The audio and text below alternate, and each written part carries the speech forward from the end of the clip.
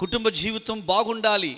ఈ marriage day కదా, ప్రపంచ వివాహ దినోత్సవం రోజు ఈ ఆదివారం వచ్చింది. దేవుని వాక్యం కూడా ప్రభు మనకి జ్ఞాపకం చేస్తున్నాడు. లోబడే భార్య, ప్రేమించే భర్త ఉన్న కుటుంబం చాలా ఆశీర్వాదకరంగా ఉంటుంది. నా ప్రార్థన, ఇక్కడ కూడి వచ్చిన వారిలో సిస్టర్, నీ కుటుంబంలో ఏదైనా ప్రాబ్లమ్స్ ఉంటే నేను మరలా ఒకటే సలహా చెప్తాను, నీ భర్తకు లోబడు. బ్రదర్, నీ కుటుంబంలో ఏదైనా ప్రాబ్లం ఉంటే నీ భార్యను ప్రేమించు. ప్రేమిస్తున్నాను సార్, కానీ ఆమె లోబడుతుందా లేదని కాదు, ముఖ్యం కాదు, యు లవ్ హర్. అబ్రహాం ఈ లోకంలో అసలు ఏమి అంటే నాకు వద్దనుకున్నాడు, నాకు దేవుడే పరలోకమే, నాకు ఇంక ఈ లోకంలో ఏమీ వద్దనుకుని ఏమీ కొనలేదు ఆయన. కానీ ఆయన ప్రభుని నమ్మాక కొన్నది ఒకటే ఒక పొలం కొన్నాడు. ఎవరు?